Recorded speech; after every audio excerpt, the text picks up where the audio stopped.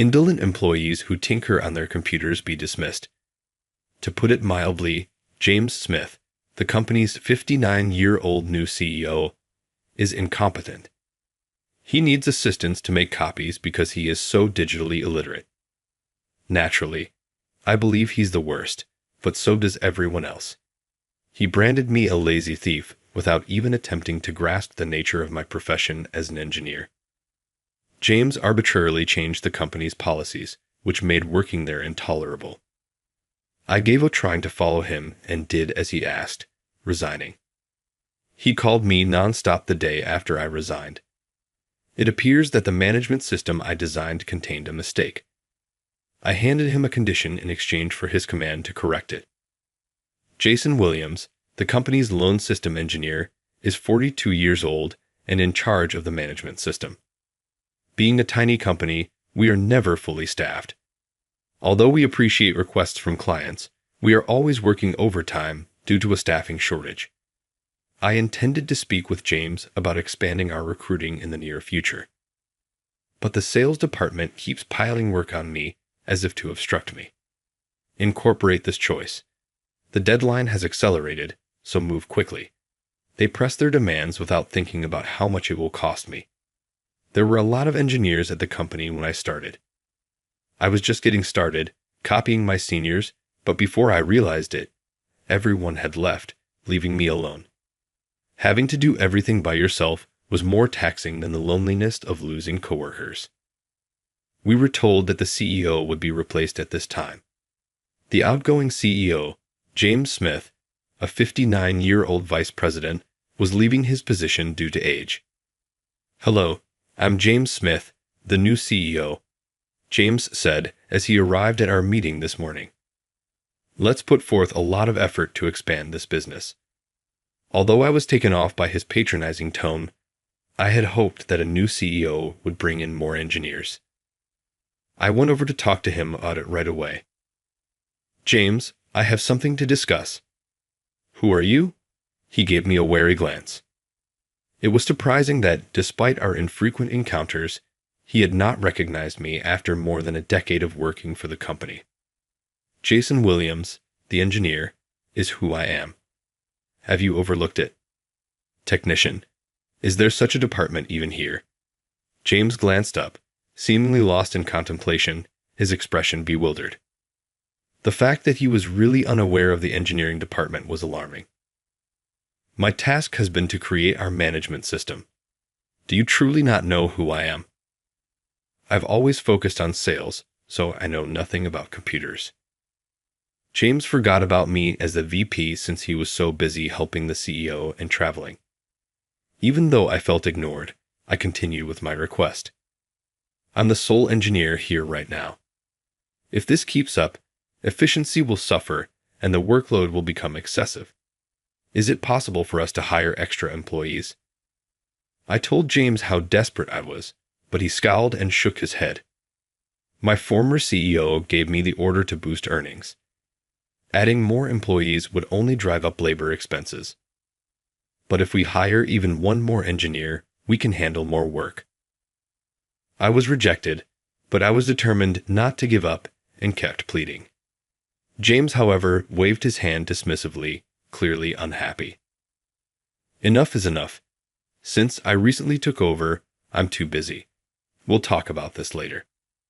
He clumped back to his office after that. To be fair, he had recently assumed the role of CEO, and he must have felt a great deal of responsibility having been given the firm by his predecessor. I made the decision to wait and come up to him once he had become comfortable.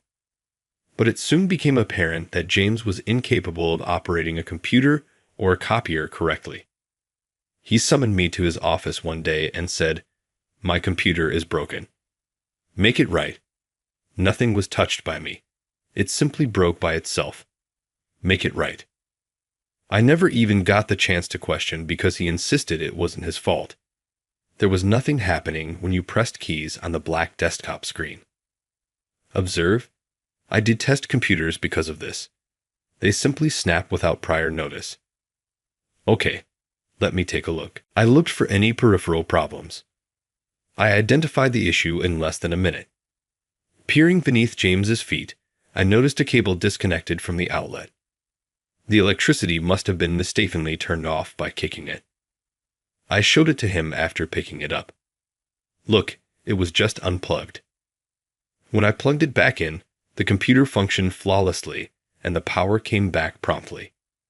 When James realized it was his error, his eyes grew wide.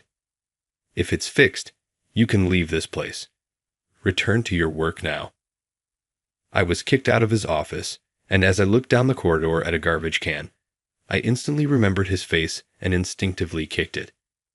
James was obviously quite technologically illiterate and had no familiarity with computers. How, therefore, did he work and advance in his career? He used to be a salesperson. Since he used outside sales to meet his quotas in his earlier years, he frequently claimed that office labor involving computers belonged on his subordinates' shoulders. James called me over one other day, and it turned out he needed some documents copied. For me, making copies is something you can do quickly on your own. Cease talking. I don't get along with the newest copiers. Simply carry it out. With some reluctance, I took the documents he handed me and stood in front of the copier. I sighed deeply to be called for such insignificant activities, especially during working hours. Mr. VP, why don't you ask someone else? You called me, but why? As I was putting the documents into the copier, I questioned James. He had a red pen tucked behind his ear and was reading a newspaper about racing. Since you appear to be the least busy, nobody spends their entire day typing on a computer except for you. What? I could not disguise my bewilderment at his reply. Developing the company's security software and management system is my responsibility. I was consistently able to make deadlines even with the sales department's outrageous demands.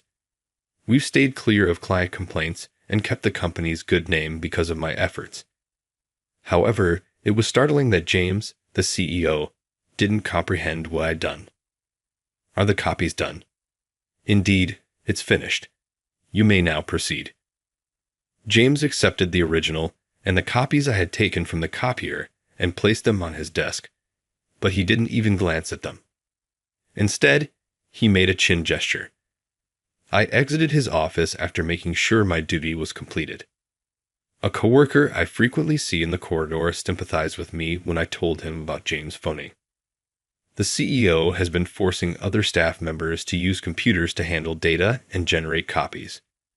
Really, a CEO's poor technological skills are a concern.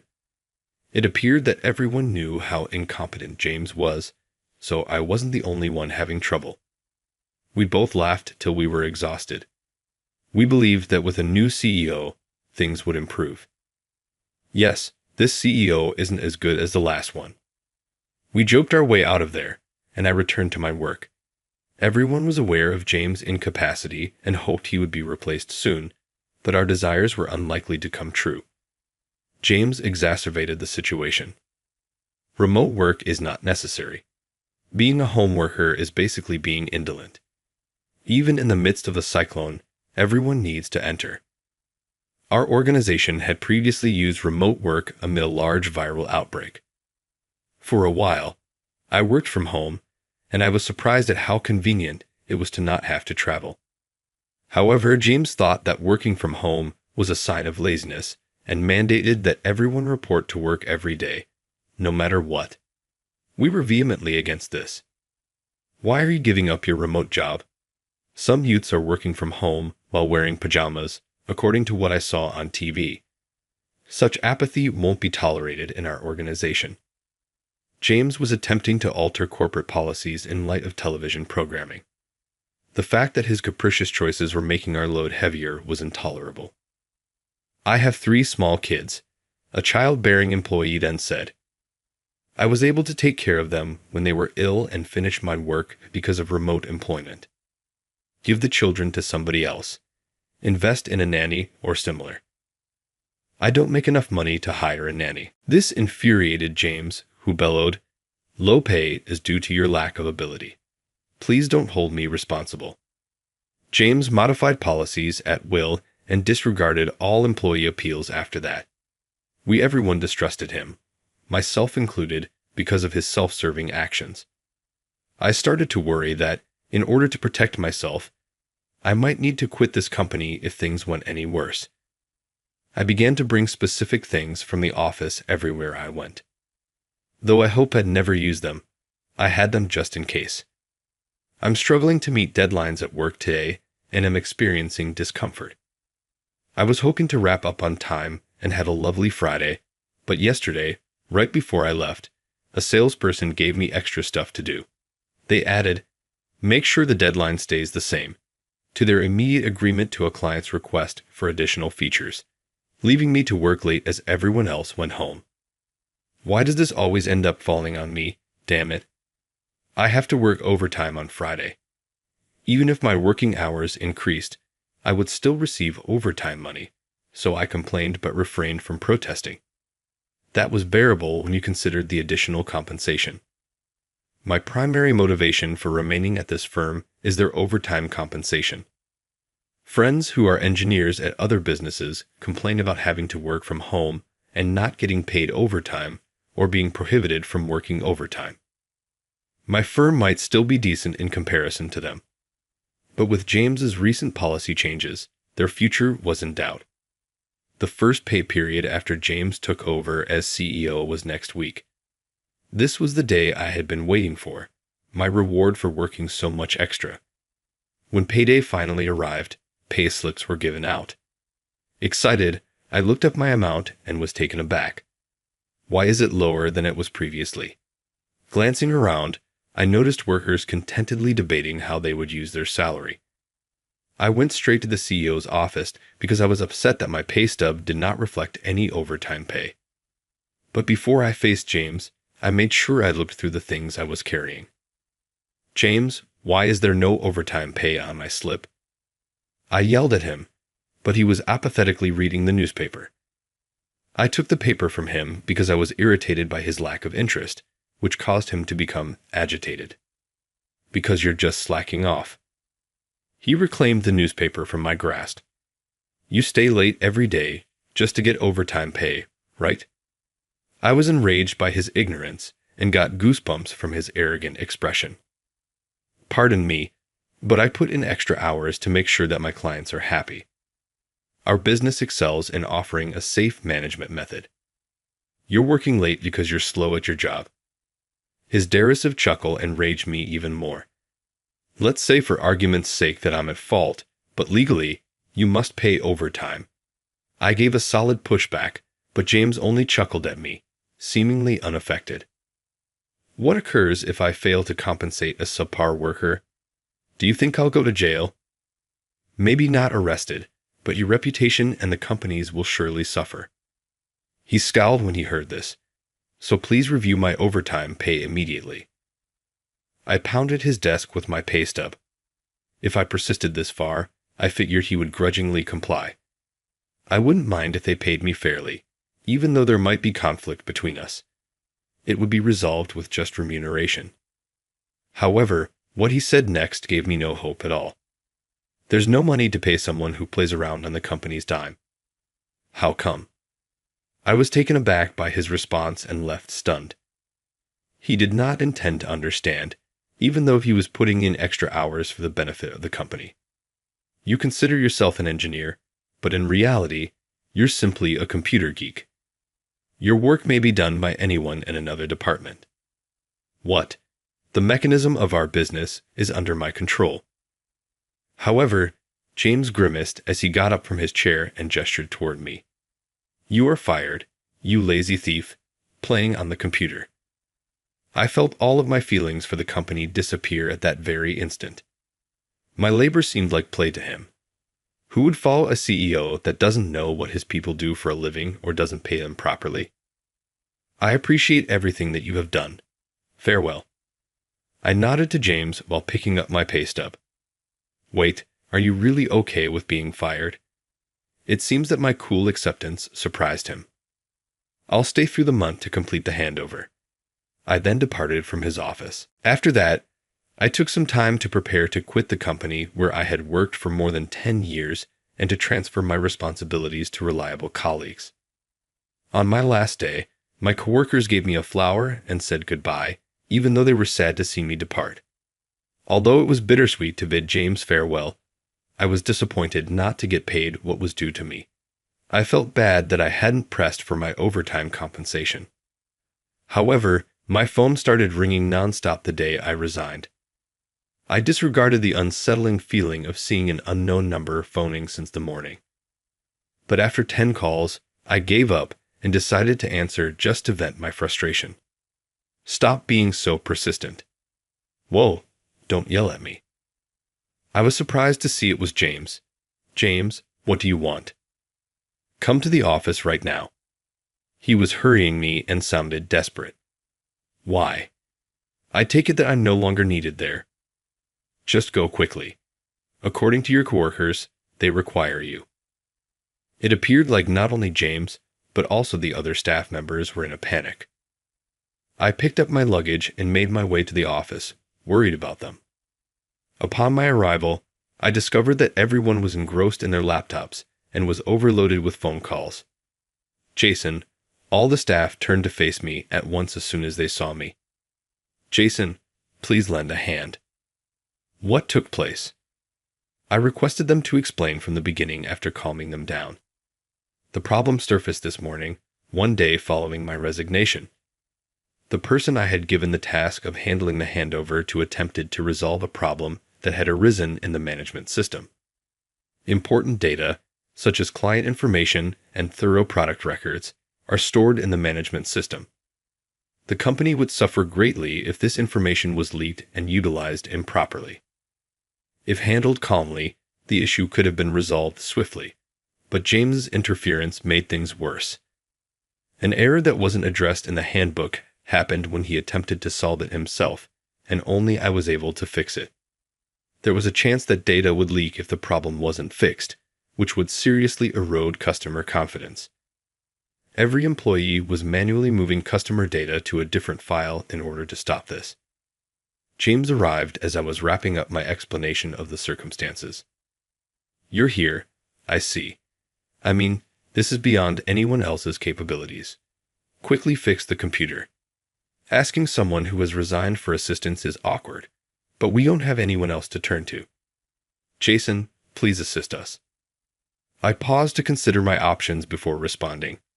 Then I'll demand compensation for wrongful termination and my unpaid overtime, in response to pleas for assistance from James and the staff. I extended my hand and gave James a fierce look. After firing me, it's convenient to ask for assistance. Given that the firing was your fault, I'm requesting $10,000 in payment. James became visibly agitated and started to perspire. Everyone in the office looked at him.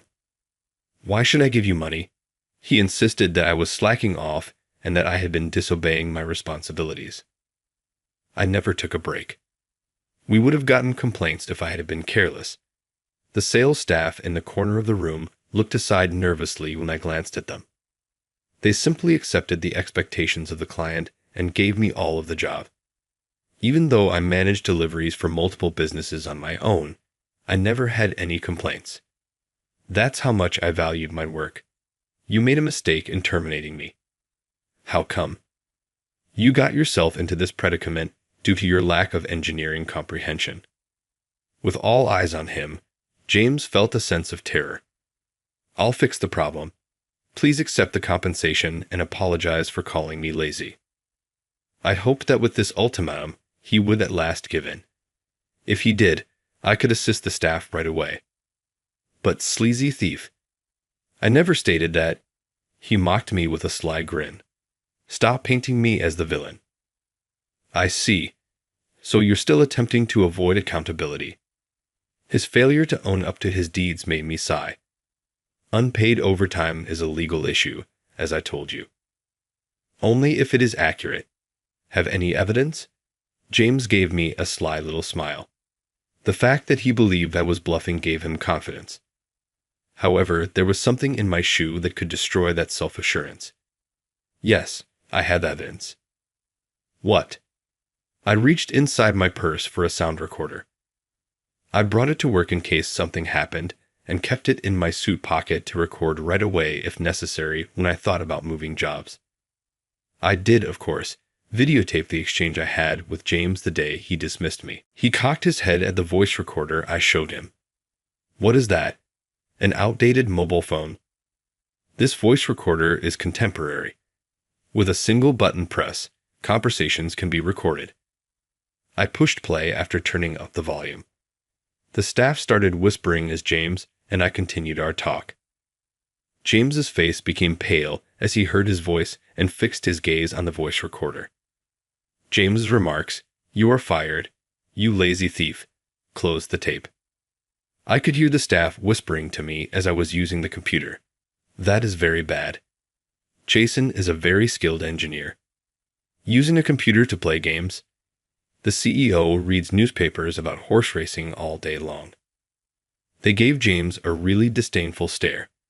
Talking his way out of this was not an option. I chose to exert even more pressure. I pulled a stack of papers out of my backpack and showed James.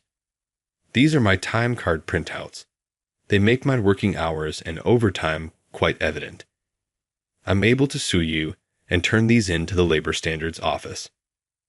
The office would look into the matter and the business would be closely examined if it turned out that he wasn't paying overtime. This would definitely reveal James's incapacity as a CEO. James was sweating a lot and wasn't sure what to do. Whatever happens to the company, I don't care. Remember that I was fired." I grinned, and the staff gathered around James. "James, kindly comply with Jason's requests. Things will only get worse if we don't find a solution to this problem." Under pressure from the staff, James hesitantly mumbled, "Fine. Simply wait a little while." He hurried to the local bank and gave me the unpaid overtime and compensation, confirming that the sum was approximately $112,000 in total. I put it in my pocket when James seized my arm. "I fulfilled your requests. Now, swiftly fix the system." I got it. I swiftly opened the administration screen after turning on the machine and found the issue. It was quickly fixed by me. The management system was back up in a matter of minutes, and I had a conversation with the worker who was in charge of the transfer. The mistake is easily correctable. Later, I'll email you the instructions. "Wonderful. Thank you so much," the staff exclaimed. Jason is just remarkable. In an instant, he fixed what no one else could. Although I'm accustomed to handling these situations, I was a little uncomfortable to get such high compliments. Is Jason really that good? I wonder. He is, of course, the only engineer we have. With their eyes wide and fingers in their mouths, they appeared astonished. Maybe James even came to understand the value of an engineer in the end. But after receiving my pay, I felt that my work here was finished. I'm departing now that my task is done. Kindly stop making calls at all. James gave me a melancholy glance. You are no longer useful to me. Leave now. The worker's expressions hardened as he spat out these comments, gazing at him with bitterness. I spoke something to them before I left. Don't hold your complaints inside. Share them with others. Speaking up is important sometimes. I praised them and departed from the organization. Later on, I was looking for a new career and helping a friend with their work. Seek employment in my 40s. In my 40s, it was difficult to find a new career, but thanks to my friend's connections, I had several opportunities. I was optimistic that the move would go well until I got an unexpected message from an old coworker. Remarkably, following my departure from the company, James was voted out at the shareholders' meeting. The main stockholders were notified about the system issues by someone. They also brought up James's dereliction of duty, the Labor Standards Office's investigation, and a petition signed by every worker calling for his dismissal. Strong disagreement to James's decision to eject me after I settled the dispute was the driving cause for the petition. James was fired as a result of the staff's lack of faith in him. In addition, any executive who backed James was fired. Thus, the management team was essentially replaced. Now, the staff wanted to put me forward for the next success. I was quite aback to learn this from a former coworker. The CEO. Me? Not at all. It is not possible for a former employee to assume that position. I declined right away, but everyone else in the office felt that I was the best person to make the decision. Surprisingly, all of the stockholders thought positively of my efforts to keep the company afloat during the crisis. But I'm only an engineer. The system issue was limited to my area of competence. I am not cut out to be the CEO. Although I was flattered to receive compliments, I graciously turned down the employee's offer. However, the workers begged me to come back to the company the following day when they visited my home. Jason, you made several attempts to discuss upholding the company's policies with James through negotiation. We can only rely on you to be our leader. Please, let's resume our collaboration. Their cries for help nearly won me over. I appreciate you coming here, but I was ready to say no when one of the staff members announced that James had left the organization. This is our opportunity to make the workplace better. Yes, James lost his job. It was because I didn't want to follow James that I took my firing. I could improve the working atmosphere now that he was no longer there and I had the chance to rebuild the business. We'll support you, Jason, so please come back. I agreed and took on the role of CEO, inspired by their zeal and the prospect of starting the business over from scratch. I created a new structure and updated the company's management policies, taking into account the feedback from the staff. I was able to improve the work atmosphere and conditions that had previously caused dissatisfaction by using my expertise as a former employee. The outcome was a far more comfortable workplace than it had been. I have a lot of pressure now that I am the CEO, since I know that my leadership will determine the fate of the staff. That being said, I lead a solid team, and the company succeeds because of its workers. I am not able to make money on my own. I'm appreciative of their confidence and encouragement, and I'm committed to raising our game. After that, there was a significant reorganization, and we advertised job positions to add personnel to departments that were short-staffed. We started interviewing the many experienced individuals who came through the recruitment process. While the CEO, the HR manager came up to me while I was waiting for the last round of interviews. His face was expressionless as he handed me a CV. The moment I saw that, I started giggling. "This is J. James Smith," I uttered. James Smith's name and photo were written on the application. James had applied to return to the organization after being sacked. He ought to have been disqualified in the first screening due to his terrible reputation, but he managed to get through by accident. As soon as I was asked what to do, I gave the command, "Get rid of him." He no longer belonged here, and I'm not sure why he believed he could return to the company he was expelled from. I was hoping he would give up and find work elsewhere. I had just finished my day's interviews and was heading back to the CEO's office when an employee barged in. "It's urgent, Jason. James is attempting to barge in." "How come?" It appeared as though he had returned after being sent away. I went to where he was before things got out of hand. James and a few staff members were fighting when I got to the door. "Permit me to enter. I used to be the CEO." I urged, "Please leave," observing the staff members straining to manage him. I intervened by speaking up. "James, please calm down. What prompted you to attend the interview?" "I want to resume my duties as CEO even if I was sacked. Though it didn't go well the last time, I'll win back everyone's confidence this time." I smiled sardonically as I looked from employee to employee, taking note of James's commitment. James murmured, "Wait a minute," as he glanced at me in confusion. "Williams, I thought I fired you. Why are you in this place?" Now that he was more at ease, he appeared perplexed by my presence. And Staffer raised his voice on my behalf, obviously irritated. "You're being disrespectful to President Williams." "President Williams?" James looked at me many times, blinking in surprise. After giving him a kind grin, I said, "Yes, I've been reinstated as the new CEO after you." James took a step back, appearing deceived by his old associates. Are you going to be the CEO again? You ought to abandon that notion. It was unexpectedly thrilling to see the man who had denigrated me seem shocked. You're not hired, but I wish you success elsewhere. James clung to me, nearly crying, even after I told him to get out of the entrance. Jason, please help me. I have nowhere to go. I'll work in sales or administration. Simply employ me. Even a copier is above your capabilities. You disturb the workplace and treat people with contempt. Who would employ such a person? Now go. I spoke out and dialed security. Hold on.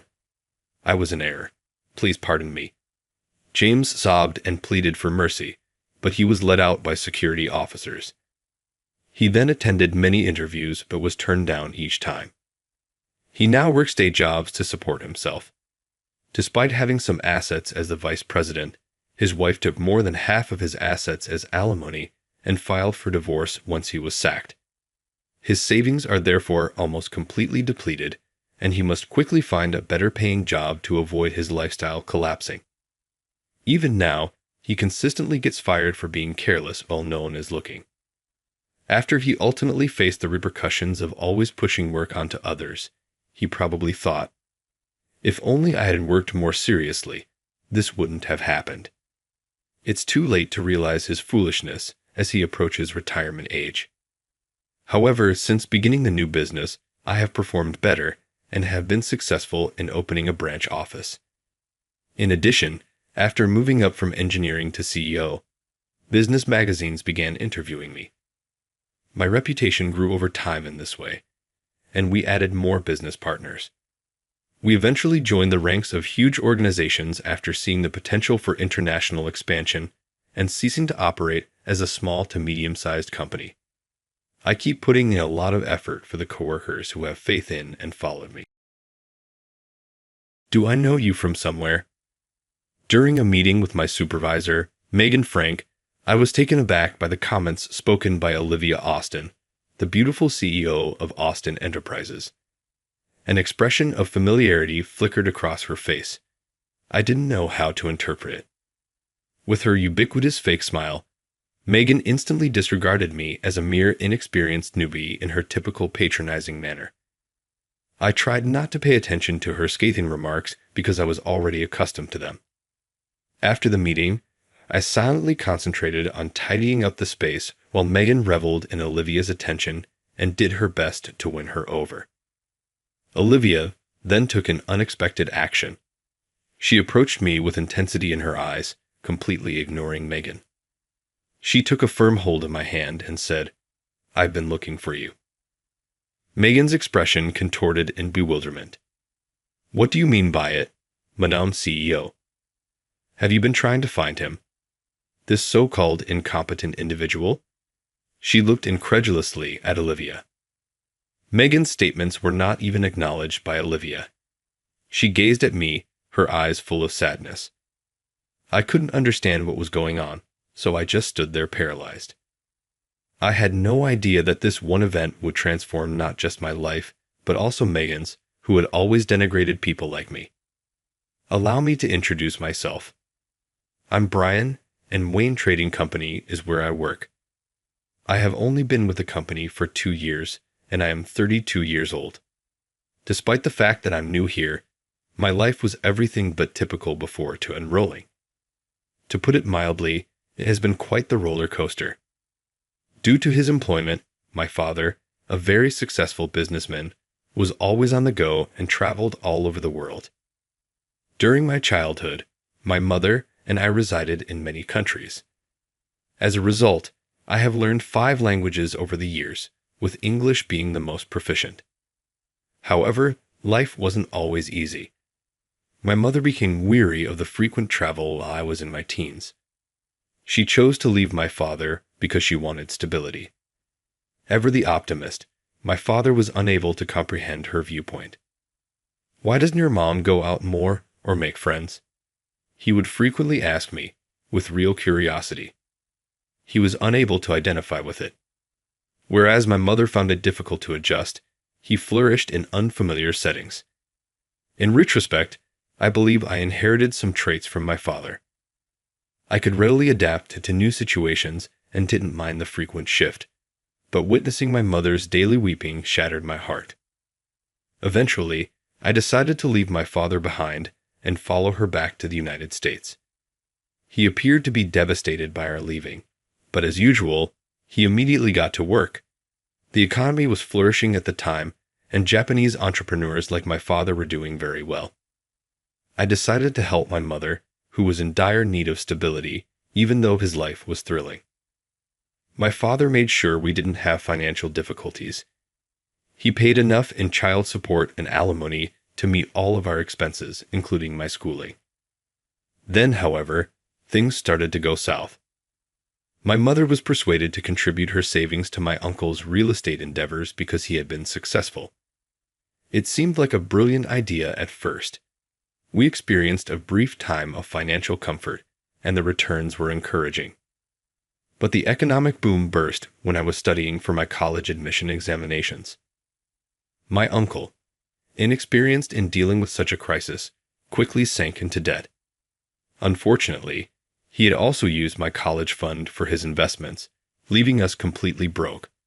We lost everything: our home, our savings, and our sense of security.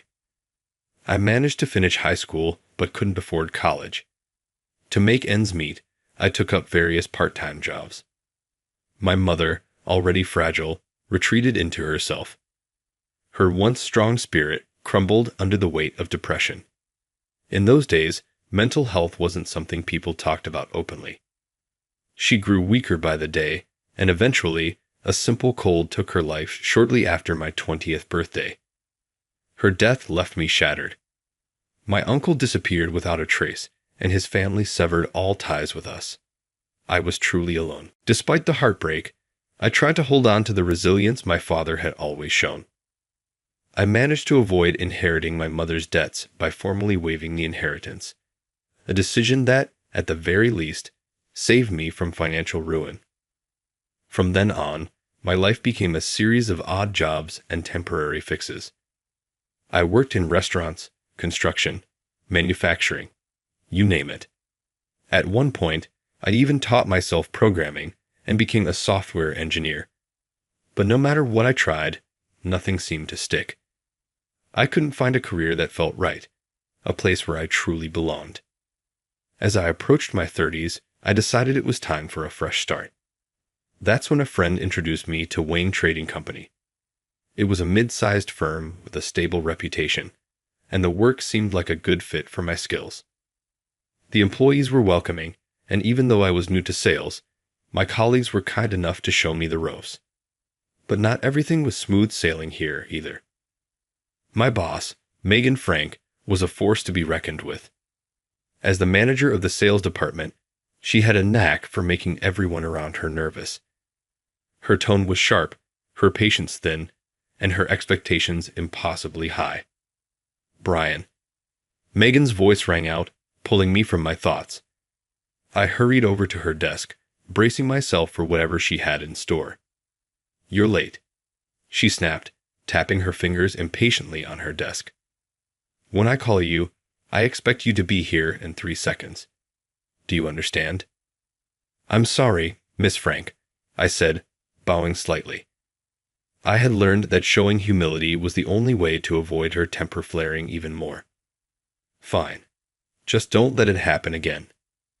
Now, do you have the materials ready for next week's meeting?" I hesitated. I thought the deadline was the day after tomorrow. Her eyes narrowed. "Who told you that?" "You did, Miss Frank," I began, but before I could finish, she slammed a thick stack of papers onto her desk. "Don't blame me for your incompetence," she snapped. "Be thankful I'm here to correct your mistakes. Now stop wasting time and get to work." "Yes, ma'am," I replied, swallowing my frustration. Moments like these reminded me of how far I still had to go. But little did I know, the events of that day would soon shift everything in a direction I never could have imagined. "Excuse me," I said politely, heading back to my desk. I tried to keep my head down, but I couldn't help the thoughts racing in my mind. Ever since I started working here, Megan Frank had made me her personal target. It seemed like she was always finding faults or changing her instructions just to criticize me. Was it because I was a beginner in sales? Or maybe because I was a 50-year-old rookie in a department full of younger professionals? As I sat down, I caught the sympathetic gaze of a coworker nearby. We exchanged faint smiles, the kind that said, "I understand, but there's nothing I can do." Nobody dared to openly support me in Megan's presence.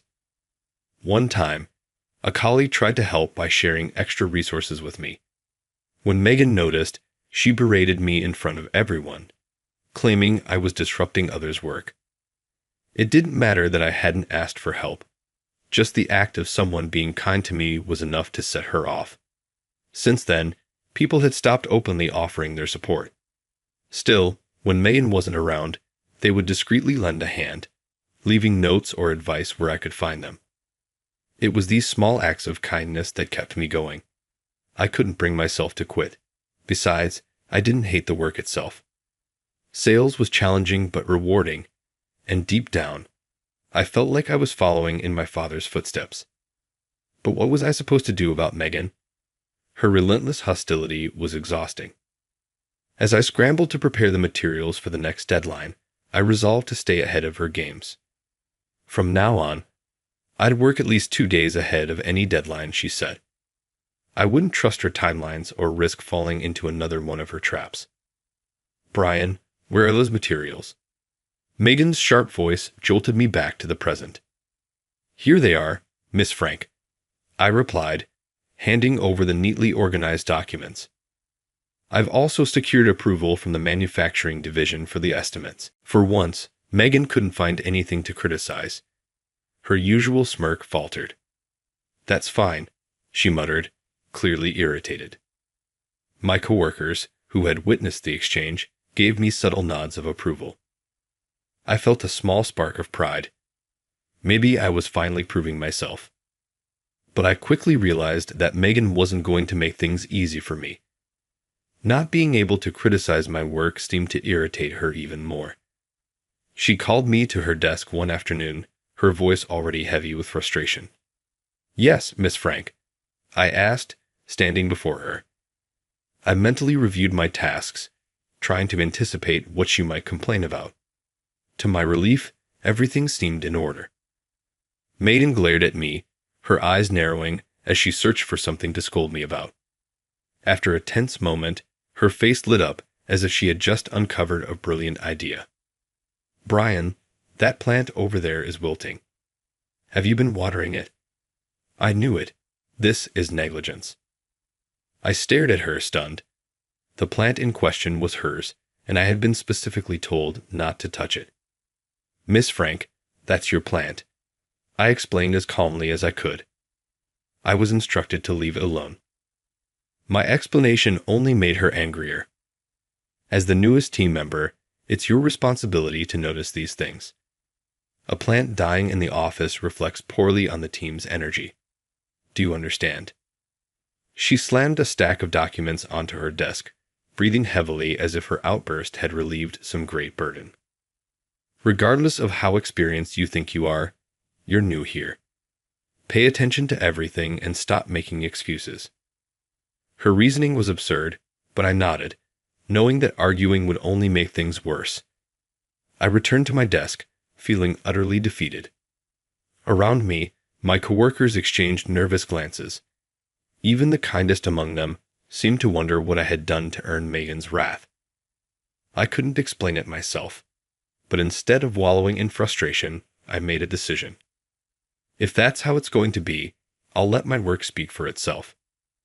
I began putting in even more effort, studying our products in depth and visiting the factory to learn about their strengths. I used this knowledge to craft compelling presentations and pitches for clients. Slowly but surely, my results started to improve. Before long, I secured several new contracts for the company. My coworkers began to take notice. "Brian, you're really doing great work," they said, their praise genuine. Even Megan seemed less hostile, though her annoyance still lingered beneath the surface. One day, she called me over with an unusually upbeat tone. "Brian, come here for a moment."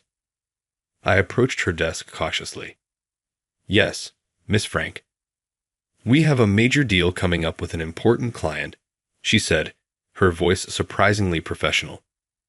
"I've been assigned to handle it, but I want you to come with me." I blinked, unsure if I'd heard her correctly. "Accompanying you to meet such an important client? Are you serious?" I asked before quickly catching myself. "I mean, thank you for the opportunity." "Don't read too much into it," she replied, her grin a little unsettling. "You've done well on smaller projects. This is a chance for you to observe how a big deal is handled. I'll be leading the discussion. You just take notes and learn." Despite her condescending tone, I couldn't help but feel excited. This was a huge step forward for me. Maybe Megan was finally starting to recognize my abilities. The day of the meeting arrived, and I followed Megan into the office of our prospective client, Castle Mountain. The CEO, Olivia Austin, was a strikingly elegant woman with an air of authority. Megan introduced herself with her usual practice charm. "Nice to meet you. I'm Megan Frank, sales manager at Wayne Trading," she said, handing over her business card. Olivia took the card with a polite smile, then turned her attention to me. "And who is this?" she asked, her eyes meeting mine. I felt momentarily overwhelmed by her presence.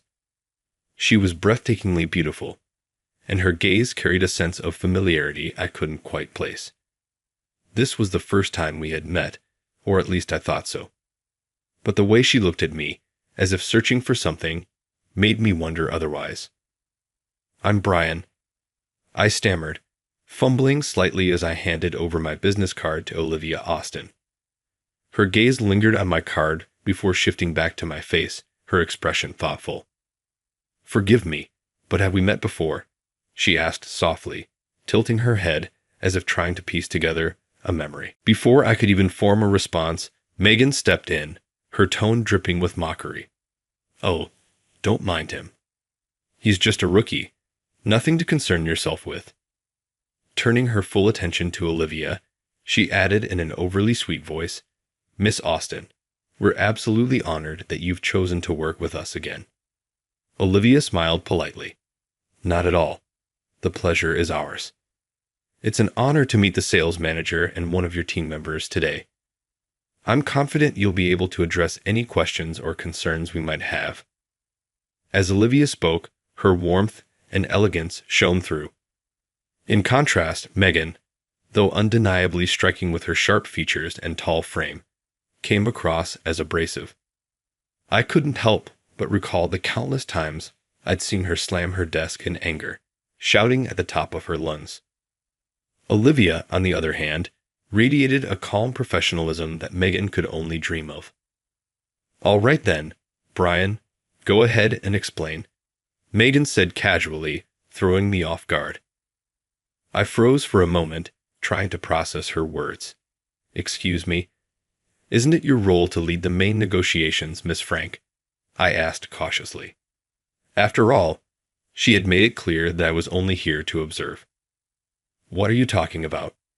she replied with feigned innocence. "You insisted on handling this part, didn't you? I assumed you came prepared." It was then that the realization hit me. She had set me up. Megan had brought me here not to learn, but to humiliate me in front of a client, even if it risked jeopardizing the deal. Her eyes glimmered with satisfaction as she watched me struggle to find my footing. But I wasn't going to let her win.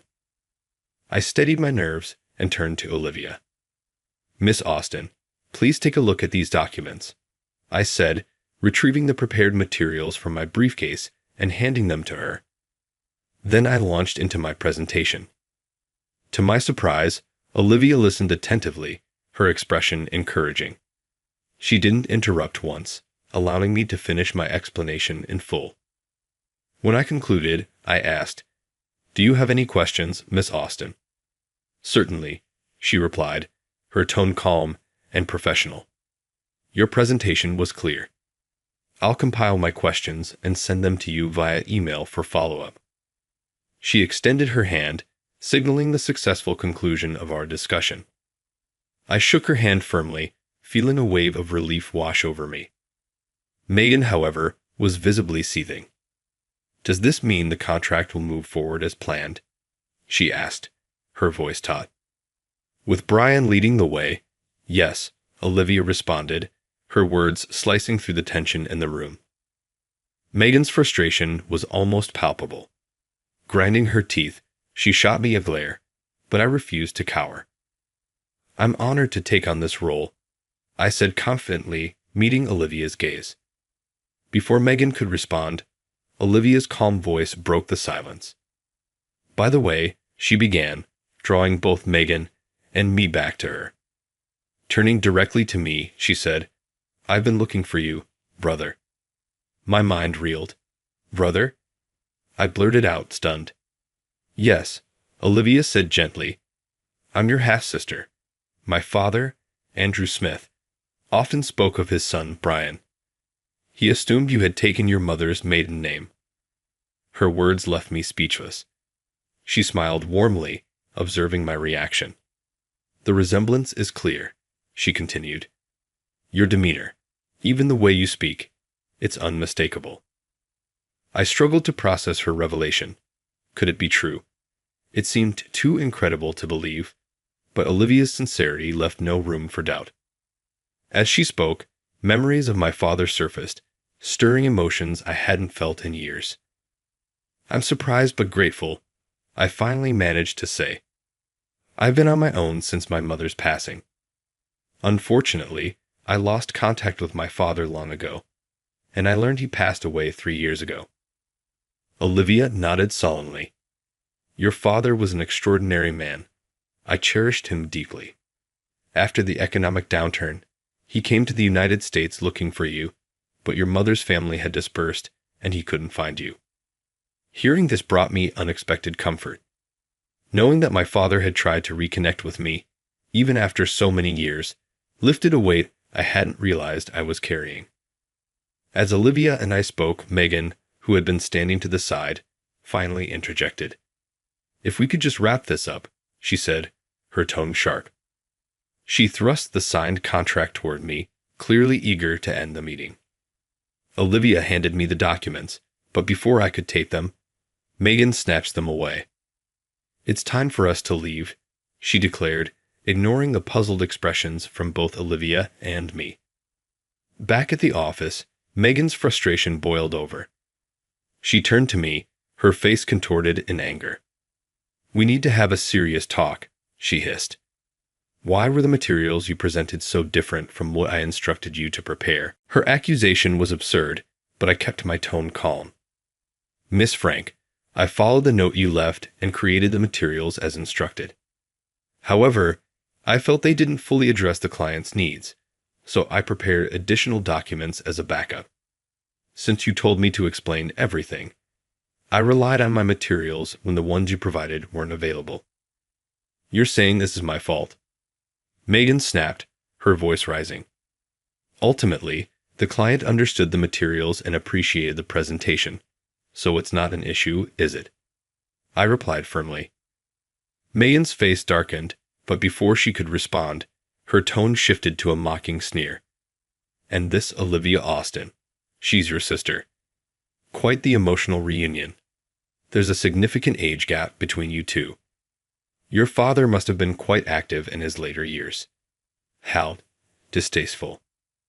Her words struck a nerve. Her mocking tone, the insinuations, it was too much, but I swallowed my anger. Megan could try to tear me down, but she wouldn't break me. I could handle Megan's constant jabs at me, but when she spoke ill of my parents, I couldn't stay silent. "Miss Frank, that remark is inappropriate and goes against company policy," I said firmly, keeping my tone as steady as possible. "Oh, are you upset?" she sneered, pushing me hard on the shoulder. The shove made me stumble slightly. "Stumbling from just a little push. You must be getting old," she scoffed. "Your arrogant colleague claimed you're the lead on this project, but you should step aside. Tell her I'm the one who should be in charge. I steadied myself and replied, my balance has nothing to do with my role at Castle Mountain, and I have no intention of stepping down. I'm here to do the job I was assigned. Our argument began drawing attention from others in the lobby, but neither of us noticed. Megan's voice grew louder, and I refused to back down. Suddenly, a booming voice cut through the tension. Enough. Both of you, stop this nonsense right now, commanded Jack Wayne, the president of Wayne Trading Company. His stern expression silenced everyone, including Megan. Mr. President, Megan gasped, covering her mouth in shock.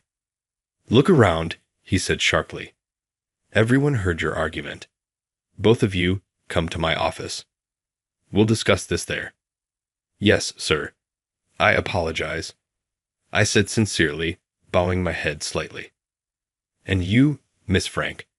His eyes fixed on Megan, daring her to challenge his authority. Reluctantly, Megan muttered a brief apology, and we followed him to his office. The room felt even more imposing than usual, and the air was thick with tension. Justify your actions, Mr. Wayne demanded as soon as we stepped inside. His gaze shifted between the two of us. I chose to remain silent at first, curious to hear Megan's explanation. But as soon as she opened her mouth, I realized my mistake. Her account was a complete fabrication. She claimed I had been neglecting my responsibilities and mistreating junior colleagues. According to her, she had tried multiple times to guide me, but I had made no progress. She went on to say that she had invited me to the Castle Mountain meeting to demonstrate proper job performance, but instead, I had used the opportunity to chat with a relative and secure my position through personal connections. Someone as old and unprofessional as Brian should be terminated, she declared, her voice rising. We need younger, more compliant employees. When she finished, Mr. Wayne turned to me, his expression unreadable. Do you have any counterarguments, Brian? Yes, I do, I replied calmly. Then I systematically dismantled Megan's claims. I explained that I had always fulfilled my duties and treated my colleagues with respect. I pointed out that Megan's harassment had been a consistent issue, and I had kept records, occasionally even recordings, to back up my statements. I also clarified the events of the Castle Mountain meeting. Miss Frank instructed me to observe and learn, I explained. But without warning, she told me to present to the client, giving me no materials to work with. It was a deliberate attempt to humiliate me. Despite that, I prepared additional materials in advance, knowing they might be needed. The client chose to move forward with me because they recognized my professionalism and ability to separate personal matters from business. I paused, then added, while I did learn that Olivia Austin is my half-sister, this discovery was made after the business discussion had concluded. The client was fully aware of the distinction, and I disclosed everything to avoid any misunderstandings. Megan tried to interrupt several times, but Mr. Wayne silenced her with a sharp glare. He listened intently, his expression growing more serious as I spoke. When I finished, he excused himself to review the situation further, leaving us in tense silence. When he returned, his frustration was evident. I just spoke with Miss Austin, he announced. Her account aligns entirely with Brian's. Megan's face paled. That's because she's his sister. Of course, she'd lied to protect him, she blurted out, her voice nearly a shout. Mr. Wayne raised a hand to silence her. I simply asked her about the meeting. I didn't share either of your versions. Olivia had no reason to lie, and her account was clear and honest. Miss Frank, you attempted to sabotage a key meeting by humiliating Brian in front of a client. What would have happened if we lost the contract? Would you have blamed him and hoped no one noticed your actions? Megan stammered but couldn't form a coherent response. Furthermore, Mr. Wayne continued, your daily conduct is deeply concerning. I will be launching a full investigation into your behavior. Until a decision is reached, you are to stay home. This is unfair. Megan snapped, her voice shrill. You're keeping that useless old man who bounces from job to job and punishing me. I'm the valuable one here." "Useless," Mr. Wayne repeated, his tone incredulous. "Brian is far from useless. His versatility and accomplishments speak for themselves. It's an honor to have him on our team. He has demonstrated remarkable adaptability and professionalism in every role he's taken." I scratched the back of my head, feeling slightly embarrassed by the praise. "Thank you, sir," I said quietly. "I've simply done my best in every position I've held." "And it shows," Mr. Wayne replied firmly. "Your dedication has shaped an impressive career. I spoke with the CEO of a company you worked for previously. They were amazed by a system you developed, which is still in use today." "Well," I said modestly, "I designed it so anyone could use it, not just me. That way, the whole team could benefit." Turning back to Megan, Mr. Wayne asked pointedly, "Miss Frank, what would happen if you suddenly weren't here? Would the company collapse?" Megan hesitated, then said defiantly, "Of course. No one can replace me." "That," Mr. Wayne said sternly, "is the problem. Thinking you're irreplaceable isn't a strength, it's arrogance. A true leader ensures the company thrives even in their absence." Megan opened her mouth to argue, but stopped when she saw Mr. Wayne's sharp gaze. She looked down, clearly frustrated. "I need to adopt the same mindset," I said quietly, making sure my absence wouldn't disrupt the company.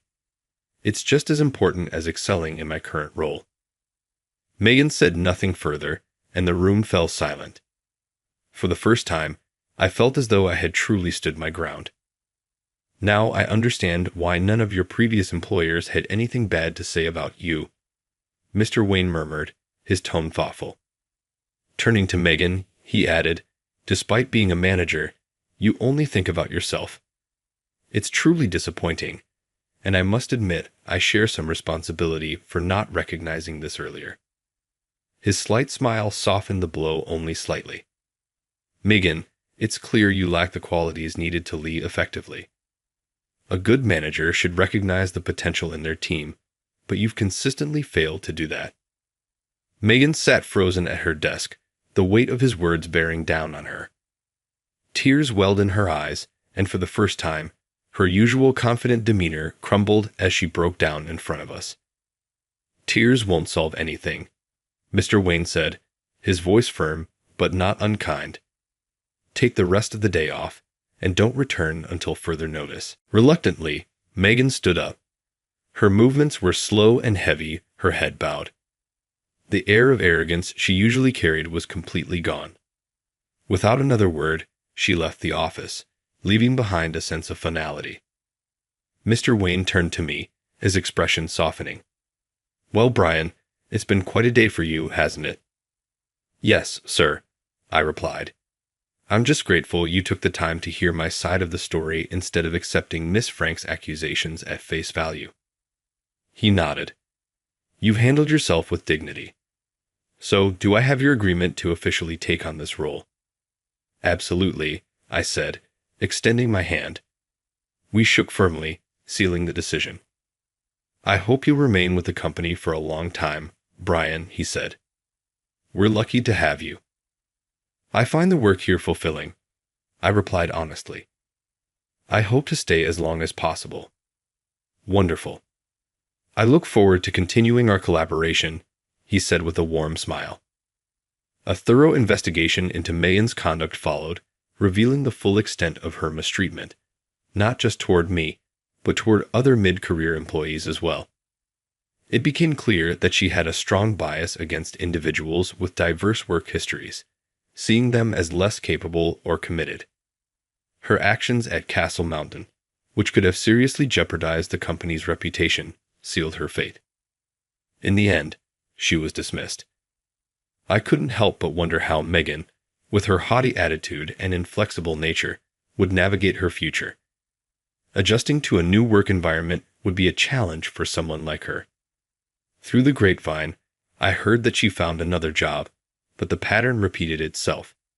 She clashed with colleagues, created conflicts, and eventually left, One by one, her opportunities dried up. She couldn't secure full-time employment and had to settle for part-time roles. A former coworker once told me they saw her working at a small office.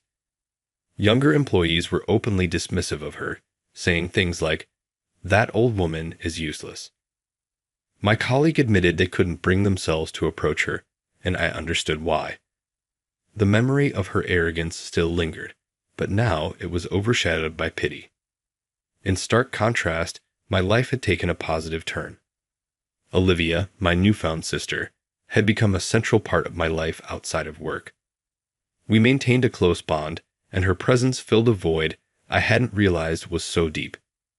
She had become the family I had been missing for so long. Today, Olivia brought me to visit our father's grave for the first time. It had been nearly 3 decades since I last saw him, and standing there in front of his modest resting place, I felt a mix of emotions. With my hands clasped in prayer, I lowered my head and spoke silently to him. "Father, I followed in your footsteps and became a salesman. While I may not be traveling the globe as you did, I found fulfillment in my work. I'm doing well, so there's no need for you to worry. Thank you for guiding Olivia to me. Through her, I found a part of you I thought was lost forever." When I finished my prayer, I stood and turned to Olivia. She had been watching me closely, her expression unreadable. "What were you saying?" she asked, a playful curiosity in her tone. I smiled, shaking my head. "It's a private matter. A conversation between father and son." She laughed softly, and together we walked away from the grave. The sun shone brightly overhead as we strolled into the light. I felt a renewed sense of purpose. My gaze was fixed firmly ahead, ready to embrace whatever came next.